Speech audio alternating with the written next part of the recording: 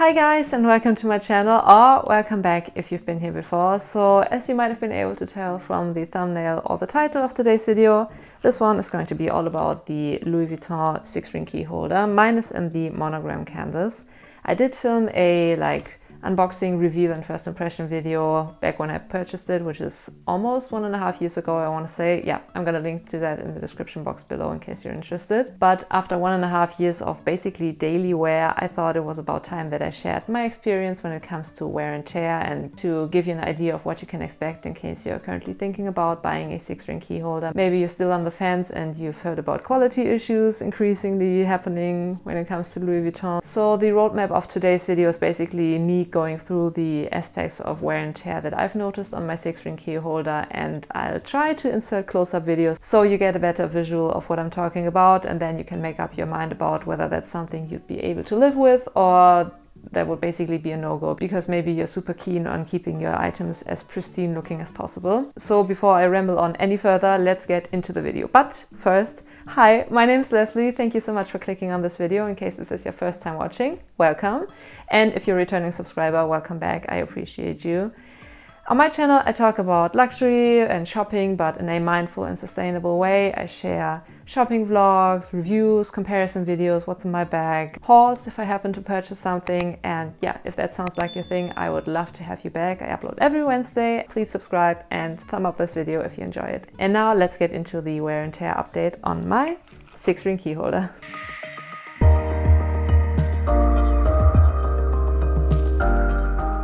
And the first aspect I want to touch base on is glazing. What I mean by glazing is on the corners or the edges, I guess.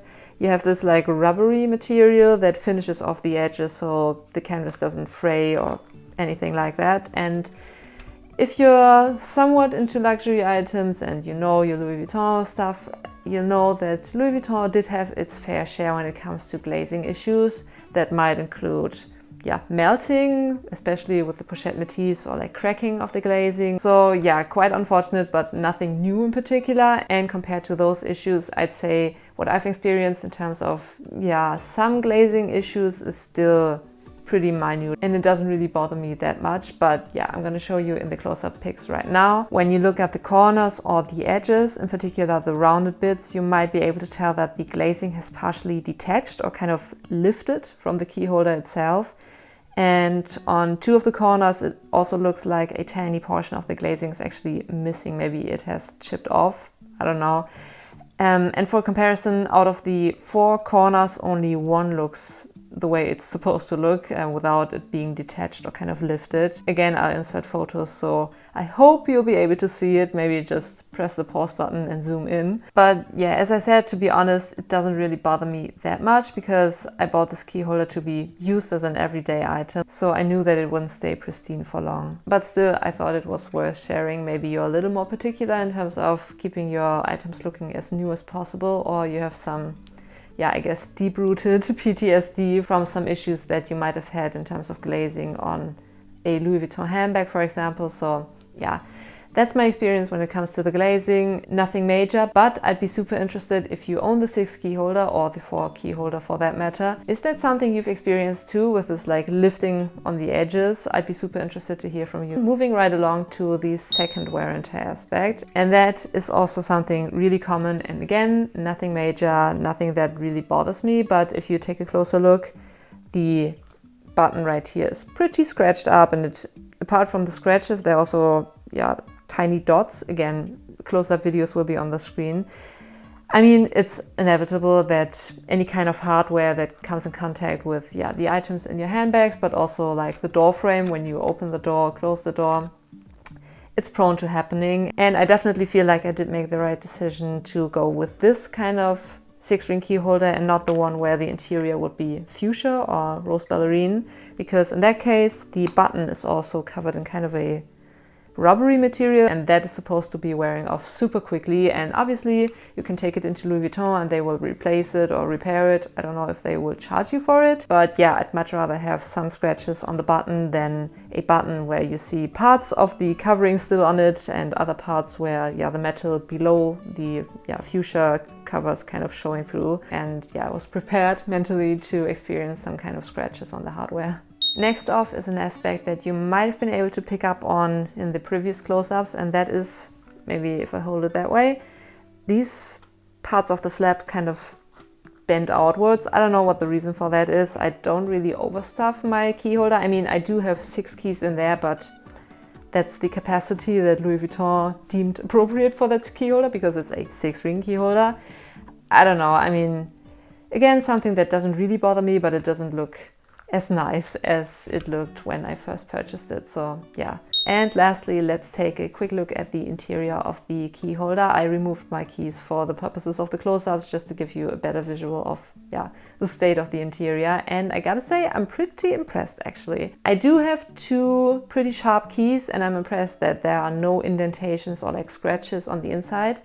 There is some discoloration or like darkening on the bottom. I hope you'll be able to see it in the close-ups. I mean, that's just, I guess, a combination of dirt and the metal of the keys rubbing onto the surface, and I'd much rather have dark stains on my key holder than on the inside of my expensive handbags. So yeah, that's perfectly fine. Plus you don't really see it when you have the keys inside, which is most of the time, because obviously the keys cover this like dark gray discoloration, so I'm okay with that. So all in all, the interior looks quite okay to me. The interior metal elements, on the other hand, not so much. Again, something I had expected to be happening, but if you look at the metal hooks and the top of the metal bar, you'll be able to tell that the gold color has chipped off due to ongoing friction of the metal parts rubbing against each other, I guess.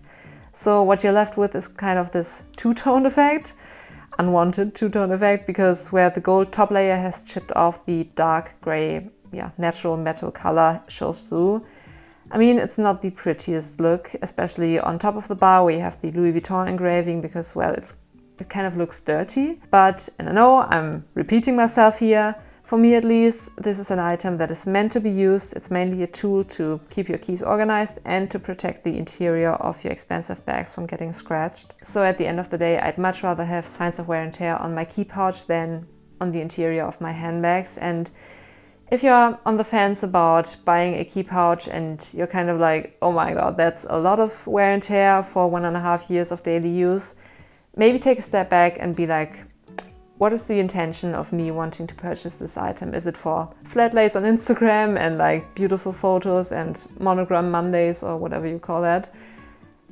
Do you want to just look at it and admire it for how pretty and pristine it is? Or can you see it for what it is, which is a tool and an everyday item that is prone to have some kind of wear and tear? Yeah, just food for thought, I guess. And I hope this video was helpful to give you a visual of what to expect in terms of wear and tear. I hope you enjoyed it, and if you did, please thumb up this video. That would help me out a lot, and also consider subscribing. I upload every Wednesday with the occasional additional video thrown into the mix, and I would love to have you back.